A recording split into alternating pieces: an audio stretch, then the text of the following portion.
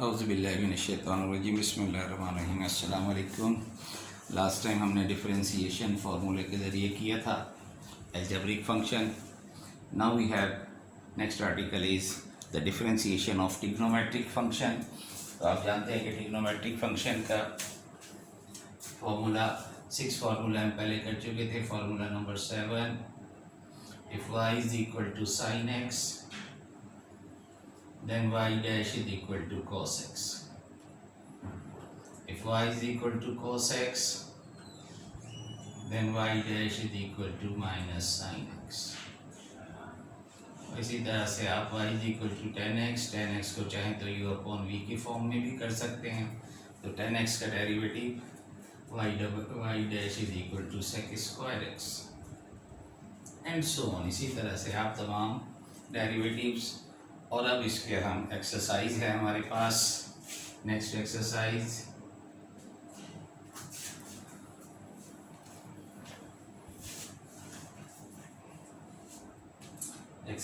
है हमारे पास 2.5, page number है 172। और यहाँ इस एक्सरसाइज से हमें क्वेश्चन करने हैं 1 से लेके 16 तक। तो find f dash x, question number 1, find f dash x if f(x) is find सबके लिए ज़ाहिर पूरी एक्सरसाइज के लिए ये कि find f dash x। f(x) given है आपको 4 cos x। पहला सवाल है तो सिंपल सा है 2 sin x। जब आप इसे डिफरेंशिएट करोगे, एडिशन है, दोनों इंडिविजुअल है, फॉर्मूले आपके सामने हैं। So this implies differentiating with respect to x, f dash x is equal to 4 is a multiple cos x का derivative minus sin x, 2 is the constant multiple and the derivative of sin x is cos x। So this is equal to minus 4 sin x and plus 2 cos x is the answer.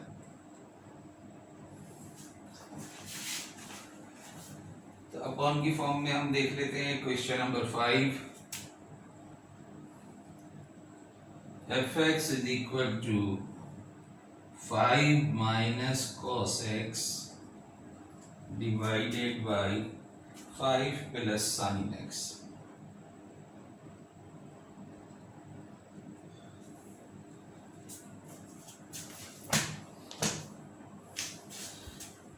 You upon v का formula जैसे last time हमने किया था, चाहो तो you upon we substitute करके करो, चाहो तो आप डायरेक्ट कर लें कि differentiating with respect to x.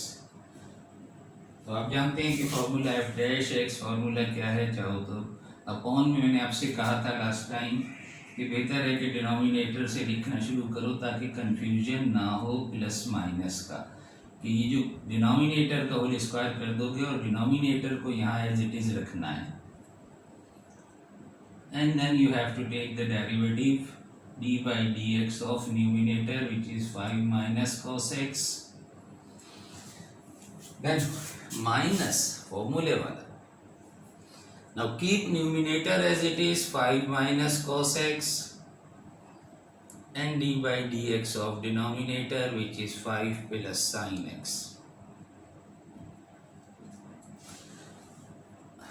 Apply कर दो d by dx और फिर सिंप्लीफाई करना है।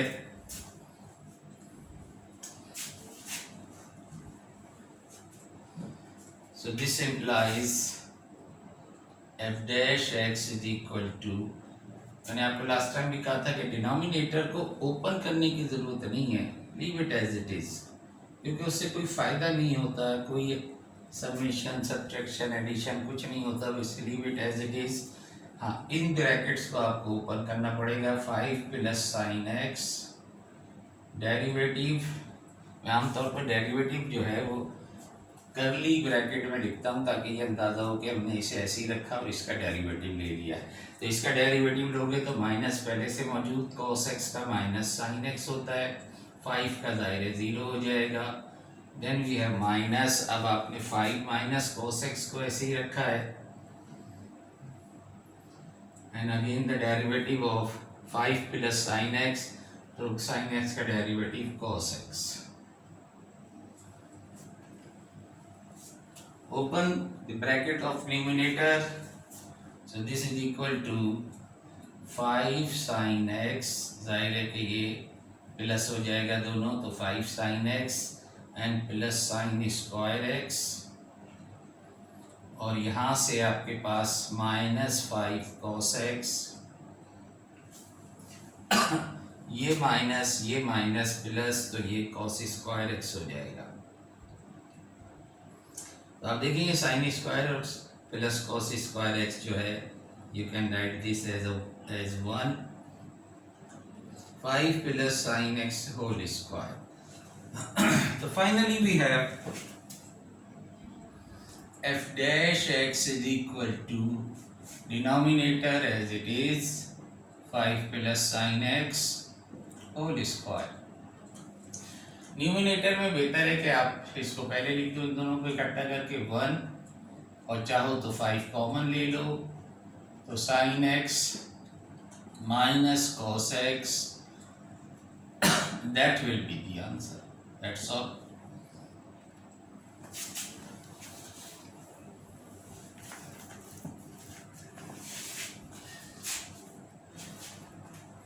तो सिंपल से सवालात हैं.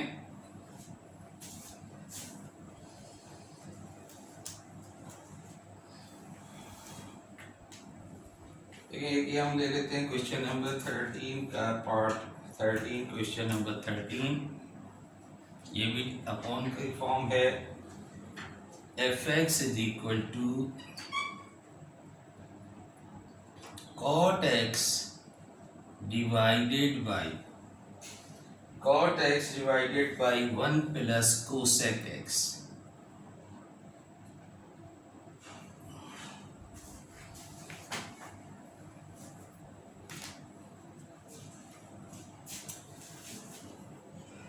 देखिए फॉर्मूला में यहाँ लिख रहा हूँ.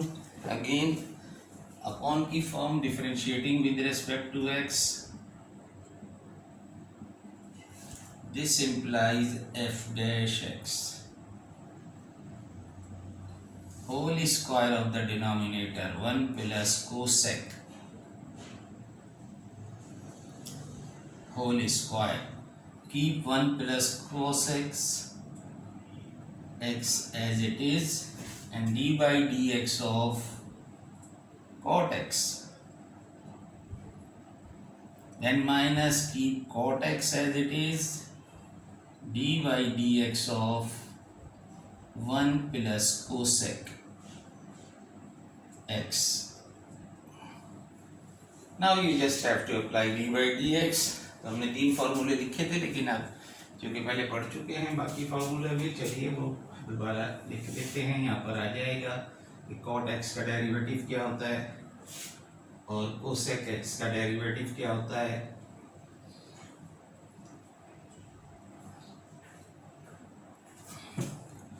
So this implies f dash x is equal to denominator, keep it as it is, 1 plus cosec x whole square, 1 plus cosec x. Now the derivative of cot x. तो cot x का derivative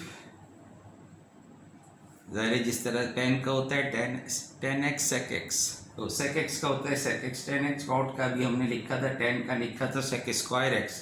cot का होता है minus cosec square x, minus cosec square x is the derivative of cot x. Now keep cot x as it is, minus cot x and the derivative of, जाहिर है 1 का तो 0 हो जाएगा. कोसेक का बिल्कुल सेक की तरह sec x tan x होता है, तो कोसेक का माइनस कोसेक एंड कॉट, तो minus cosec x and cot x, that is the derivative of cosec x. Now open bracket of numerator and again simplify, so we can write this as denominator as it is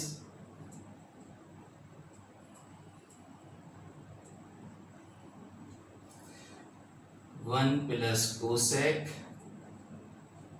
x and again minus cosec square. तो इसे open करते हैं, bracket को open करके लिख लेते हैं, multiply कर दो, minus cosec square x and again minus cosec cube हो जाएगा, cosec cube x.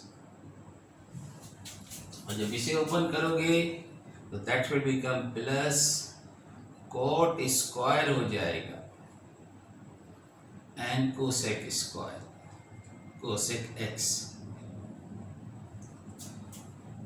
Cosec x. इसमें से कोई ख़ास चीज़ कॉमन, तो अगर कोसेक एक्स कॉमन ले लोगे तो यहाँ पर कोसेक एक्स रह जाएगा, कोस स्क्वायर रह जाएगा। कोई ख़ास चीज़ इसमें ऐसी नहीं है जिसे आप इकट्ठी कर सकें, तो leave it as it is, that will be our answer. Next हमारे पास है चेन रूल।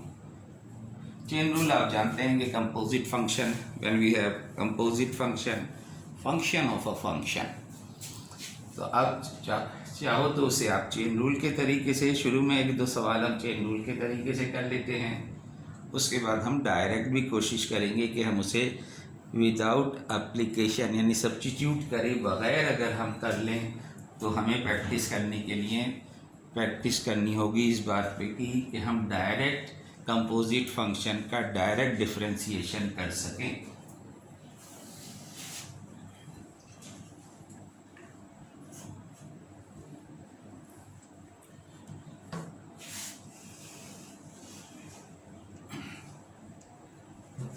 पहले तो चेन रूल की बातें कि if y is a function of u but u is a function of x, then we can say that y is a f of g of x, so that is called composite function। अब इसमें हम करते क्या हैं कि dy upon dx, this is chain rule कि y चूंकि x के u के साथ है तो dy बाई du निकालो, और u जो है फंक्शन ऑफ x है तो du अपॉन dx निकालो और यहाँ पुट कर दो, तो this is called chain rule.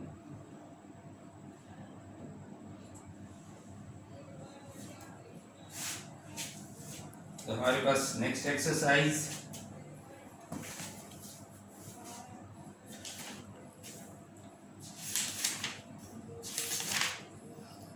Exercise है 2.6।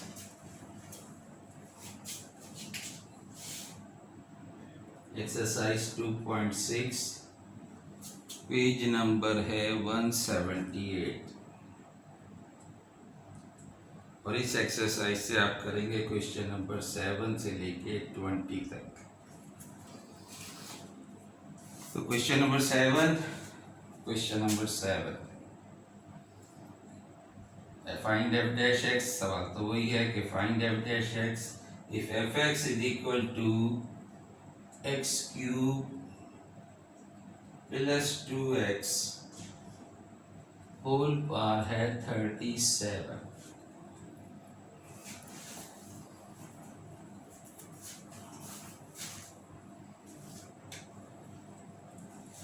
अब देखें इसको हम u is called the middle variable, so this is in fact is equal to u। if we put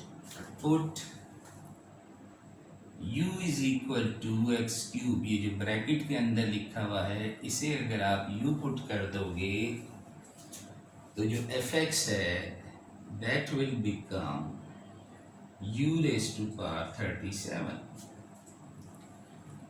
तो यहाँ आप du अपॉन dx निकाल सकते हैं which is 3x square plus 2, और यहाँ से आप अब f है चूंकि तो df अपॉन du, तो df upon du will become 37 u raised to power 36। ये दोनों वैल्यूज आप इस तरह के फॉर्मूले में, क्योंकि df लिख रहे हैं, अब हमें लिखना है df upon dx, this implies f dash x is equal to df upon dx. According to chain rule, that will be df upon du multiplied by du upon dx. So this is equal to, this implies f dash x df upon du आपके पास आया है 37 u raised to power 36, let me write in the bracket, and du upon dx आपके पास आया है 3x square plus 2। तो u को वापस replace कर दो, तो फाइनली यहाँ लिख लूँ, finally we have this implies f dash x is equal to, पहले बेहतर है 37 कांस्टेंट है इसे लिख लो, फिर ये सिंगल पावर टर्म है ये लिख लो, ब्रैकेट के ऊपर पावर 1 है, और अब आप u को रिप्लेस करके लिख दें, u इज दिस वन और उसकी पावर है 36, तो u is x cube plus 2x power 36। तो देखिए ये आपने चेन रूल बाकायदा सब्स्टिट्यूशन करके लगाया, लेकिन अगर आप डायरेक्ट करना चाहते तो देखें डायरेक्ट कैसे होता। डायरेक्ट ये इस तरह से हो सकता है कि आप पहले पावर के हिसाब से इसे आप समझो कि ये जो कुछ भी लिखा हुआ है ब्रैकेट में जो कुछ लिखा है वो एक ही चीज़ लिखी हुई है, तो आप देखिए कि इसको के पावर को देंगे तो 37 और ये पूरे ब्रैकेट की पावर एक कम हो गई, और फिर अंदर जो लिखा हुआ था उसका डेरिवेटिव से हमने मल्टीप्लाई कर दिया।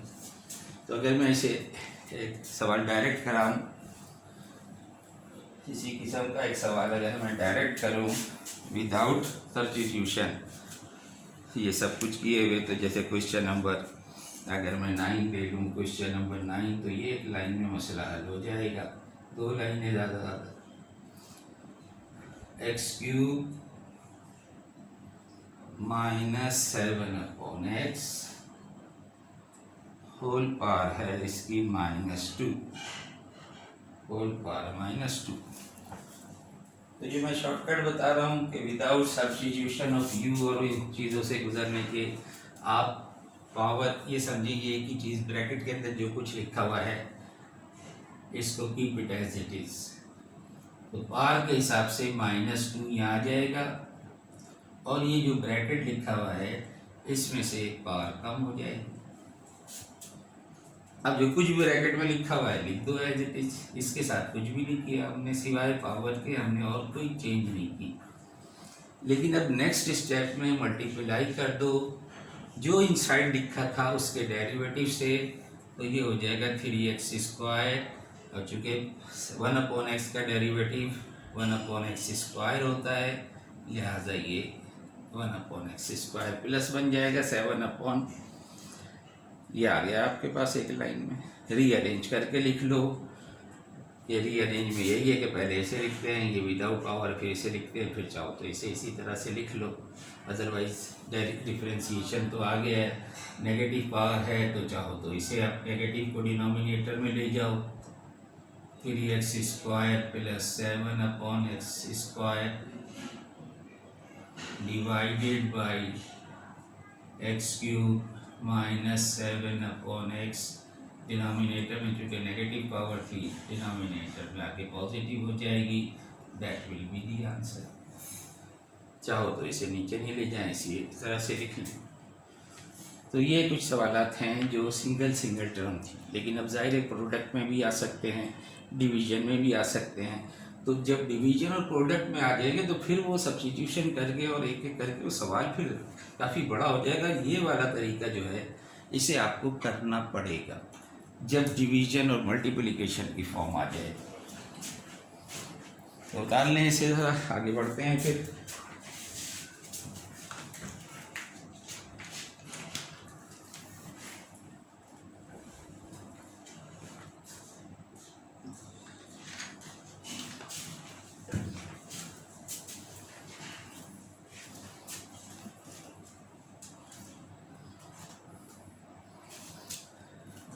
मैंने आपको बताया कि 7 से लेके बस 20 तक, तो 7 से 20 तक ऐसी कोई मल्टीपल प्रोडक्ट वगैरह के सवालात हैं नहीं इसमें, सिंगल सिंगल ही टर्म है।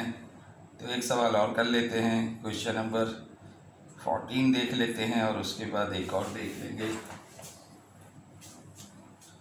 इस एक्सरसाइज में हमें बस ये काम करना है,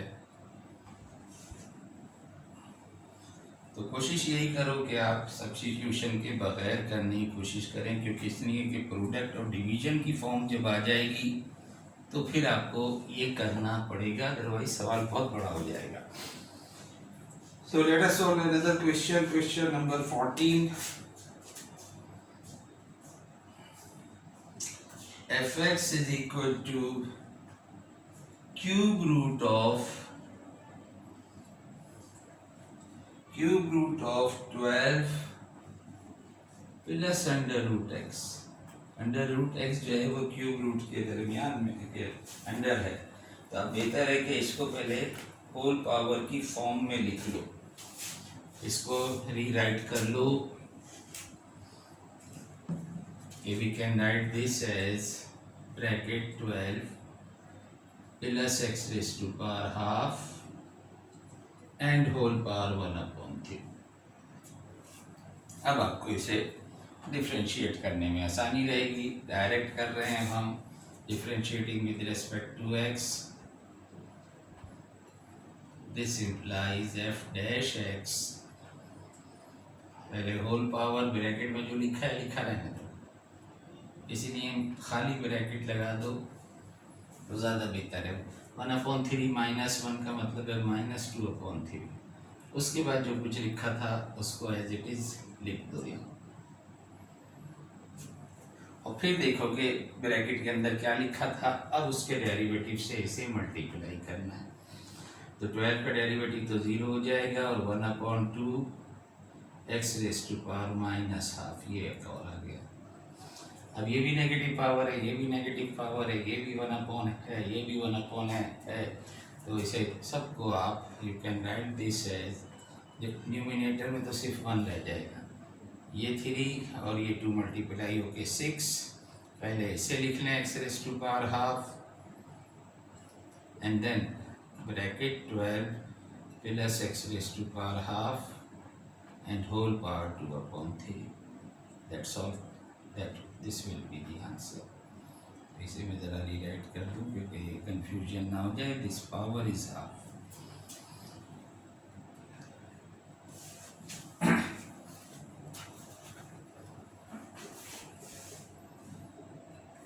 एक सवाल ये 20 देख लेते हैं और बस फिर आज क्लास ऑफ करेंगे।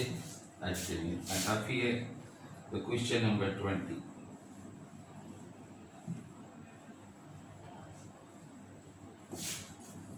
प्रैक्टिस करो इन सारे सवालात की।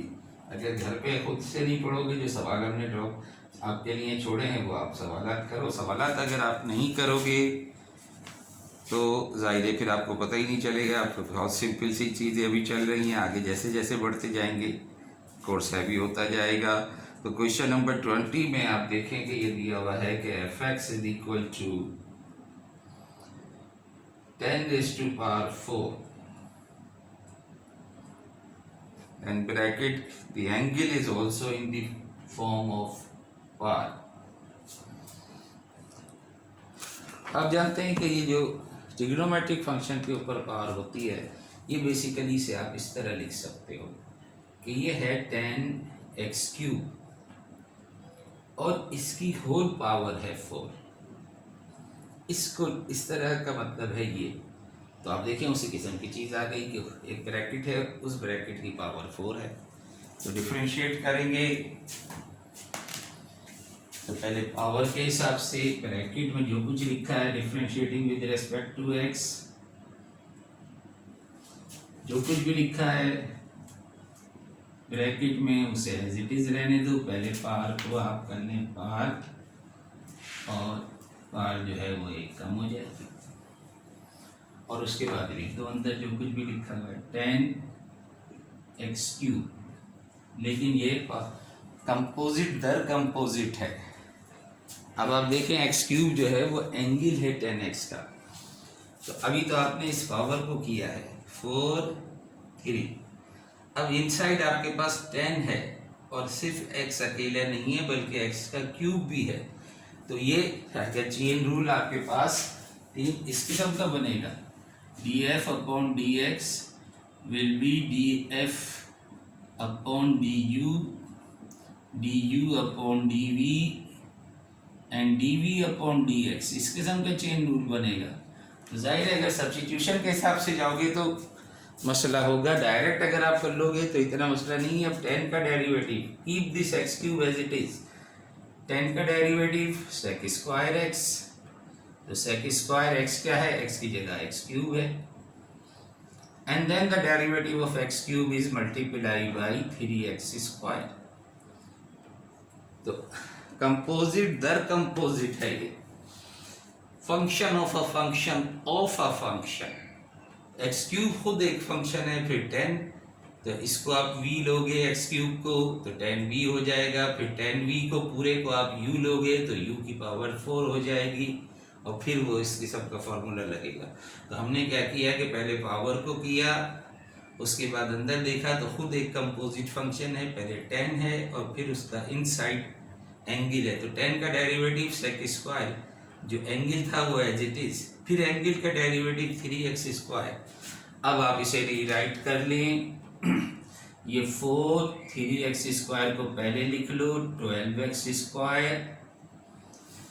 फिर आप बेहतर है कि इसे लिख लें या इसे लिखना चाहें इसे लिख लें, क्योंकि ये भी होल की फॉर्म में है। इसे आप उसी तरह से लिख लो, चाहो ऐसे ही रहने दो, 10x क्यूब की पावर 3 और इसी तरह से सेक x क्यूब पावर 2, क्योंकि यहाँ सेक की पावर 2 है। तो इस तरह भी लिख सकते हैं और 10 के ऊपर क्यूब और सेक के स्क्वायर भी लिख सकते हैं। दोनों तरह से आप लिख लोगे, किसी तरह भी लिख लो तो that will be the answer. तो आज के लिए बस इतना काफ़ी है। 2 एक्सरसाइज हो गई प्रैक्टिस करने के लिए आपकी। इन 2 एक्सरसाइज की आप प्रैक्टिस कीजिए। अभी आपके ऊपर है कि आपको ये सवालात सॉल्व करने हैं। प्रैक्टिस करोगे तो आगे बढ़ते जाएंगे हम। अभी तक तो समझ लो आप जो आपने इंटर में पढ़ा है उसी किस्म की चीज़ें चल रही हैं, लेकिन जैसे जैसे आगे बढ़ते जाएंगे ये हैवी होता जाएगा। लिहाजा घर में आपको जो सवाल हमने आपसे कहे हैं बाकी सवाल इनके ट्राई करो और फिर इंशाल्लाह परेशानी नहीं होगी। और अगर कोई परेशानी हो तो मैंने आपको टाइम बताया हुआ है, उस टाइम आप मुझसे कांटेक्ट कर सकते हैं। अल्लाह हाफिज़, इंशाल्लाह फिर नेक्स्ट टाइम मुलाकात होगी।